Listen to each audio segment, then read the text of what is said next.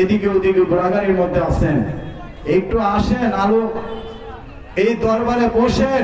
ফয়জাত পাইতে হলে দরবারে বসতে হবে, ঘোরাঘুরির মধ্যে কোনো ফয়জাত নাই।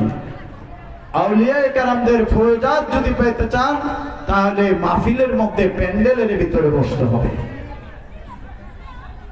তো আমি যে কথা বলছিলাম, আমরা কোথায় বসেছি?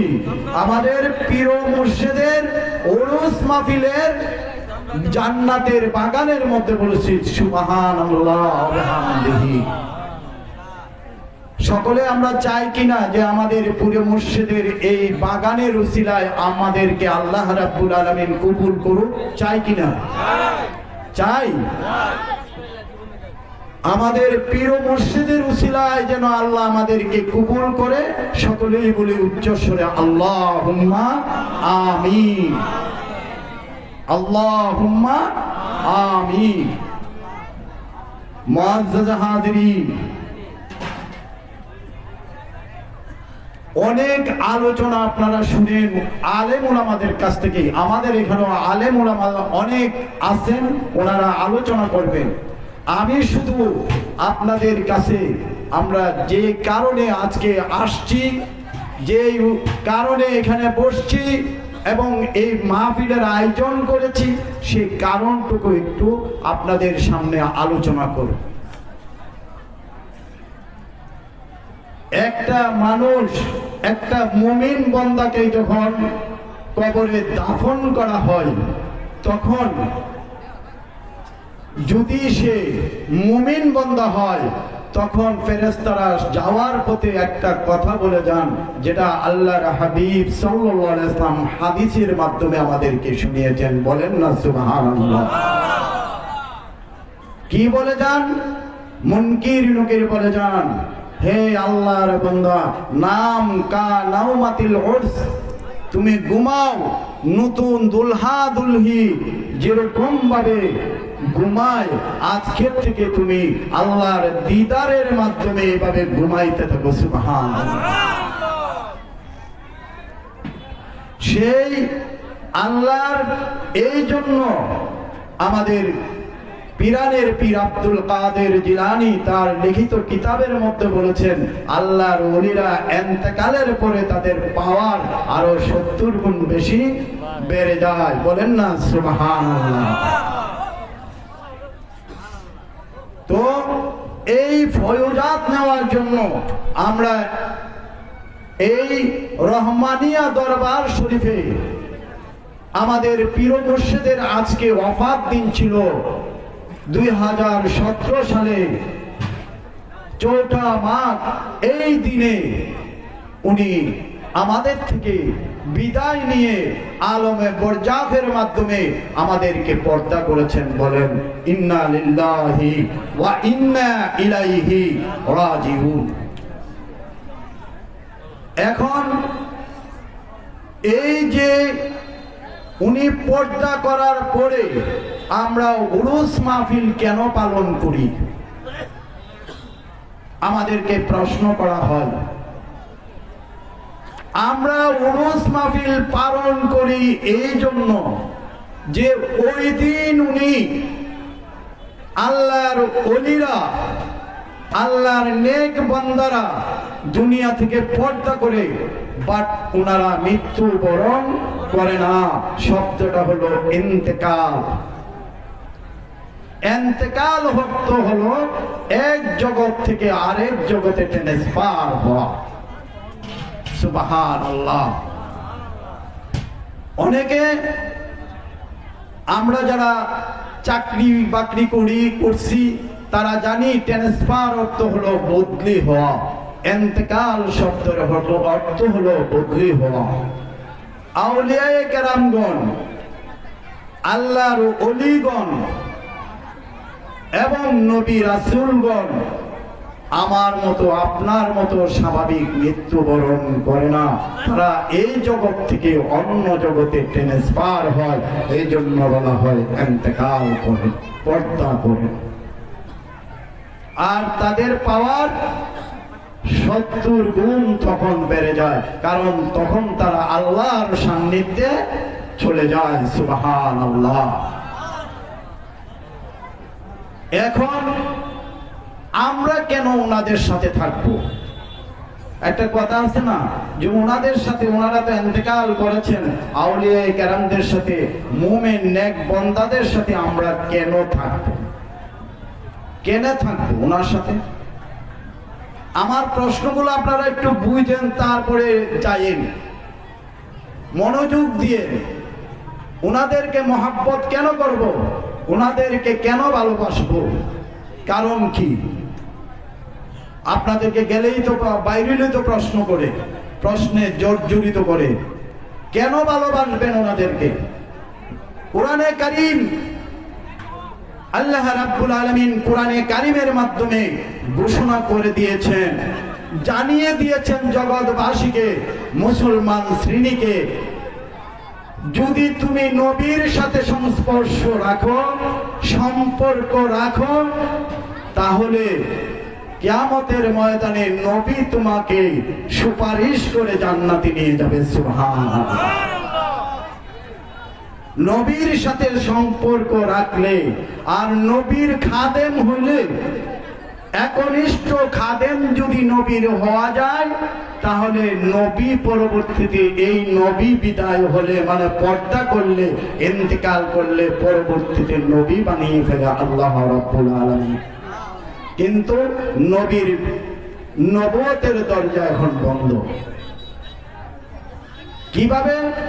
আমি একটা উদাহরণ দেই। মুসা আলাইহিস সালাতু ওয়াস সালামের যে খাদেম ছিল ইউশা বিন নূন, উনি ছিলেন মুসা আলাইহিস সালামের খাদেম।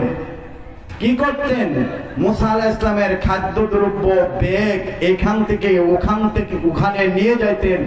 উটগুলা যদি মুসা আলাইহিস সালাম উটে চড়তেন, উনি অনেক সময় দড়ি ধরে ধরে টেনে, উট কিন্তু আরবের উট নিজে নিজে চলে না, দড়ি একজনের টানতে হয়। সেই জন্য মুসা আলাইহিস সালামের উটের দড়ি যিনি টেনেছেন, ওনার নাম হলো ইউশা বিন নূন। কোরআন খুলে দেখেন, ইউশা বিন নূন মুসা আলাইহিস সালামের খাদেম ছিলেন। আপনারা এই ঘটনা পাবেন, ওই মুসা আলাইহিস সালাম যে খিজির আলাইহিস সালামের সাথে দেখা করতে গিয়েছিল, খাদেম হিসাবে রুটি তৈরি করে নিয়ে গিয়েছিলেন ইউশা বিন নূন। মুসা আলাইহিস সালাম দুনিয়া থেকে ইন্তেকাল করার পরে, পর্দা করার পরে, আল্লাহ রাব্বুল আলামিন ইউশা বিন নূনকে বনি ইসরাইলের নবী বানিয়ে দিয়েছেন। সুবহানাল্লাহ। কেন? ইউশা বিন নূন মুসার আকীদাকে বিশ্বাস করেছেন, মুসার আনা ধর্মকে বিশ্বাস করেছেন, তাওরাতের উপরে ঈমান এনেছেন। তারপর ইউশা বিন নূন মুসা আলাইহিস সালামের খেদমত করেছেন। আল্লাহ রাব্বুল আলামিনের কাছে ওটা পছন্দ হয়ে গেছে। আল্লাহ রাব্বুল আলামিন ইউশা বিন নূনকে পরবর্তীতে নবী বানিয়ে দিয়েছেন। সুবহানাল্লাহ।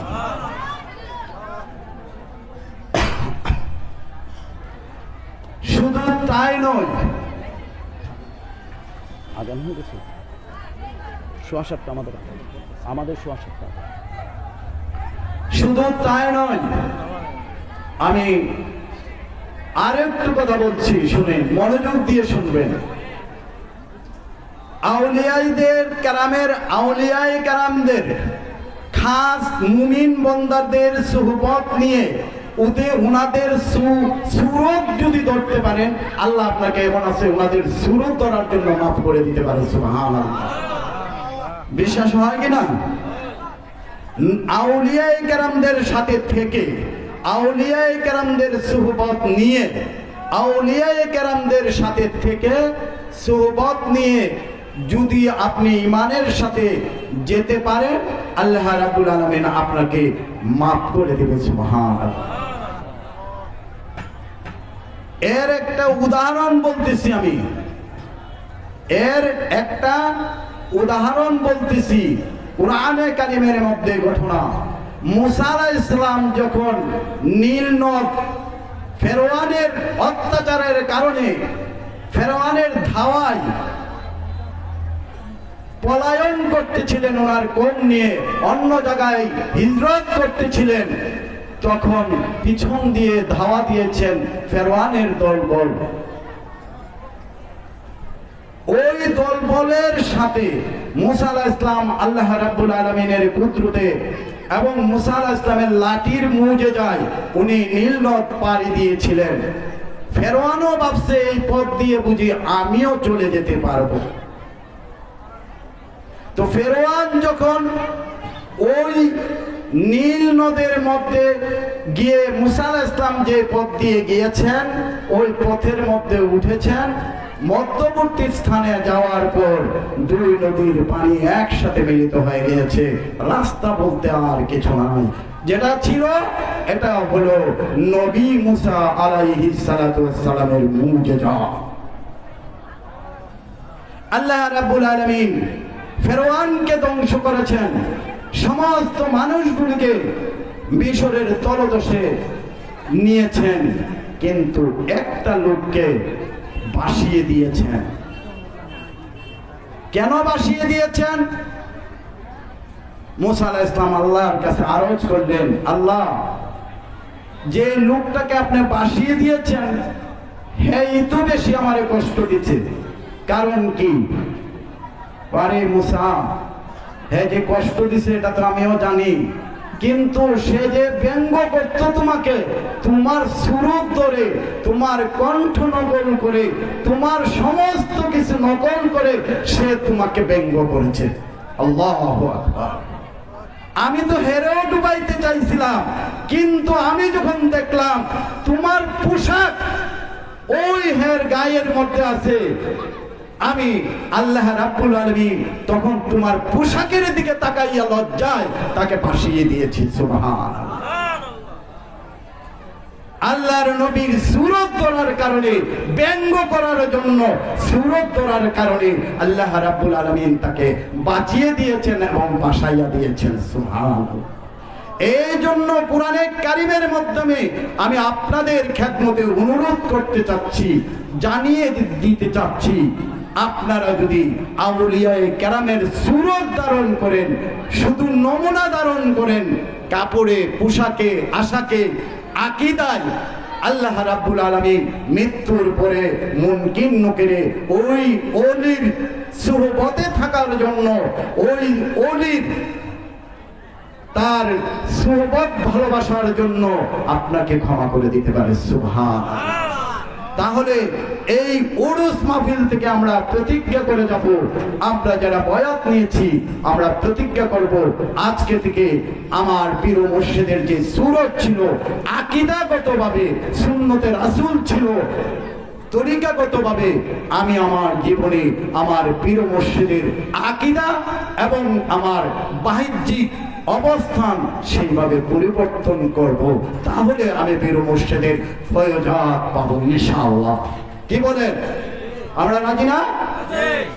আর মুখে মুখে বললে পীর মুর্শিদের ভালোবাসা ভালোবাসি, ভালোবাসা মুখে মুখে হবে না, আপনার সুরত পরিবর্তন করতে হবে, আপনার নমুনা পরিবর্তন করতে হবে, আপনার আকীদাও পরিবর্তন করতে হবে, তাহলে হলো আপনার পীর মুর্শিদের প্রতি আপনার ভালোবাসা প্রকাশিত পাবে।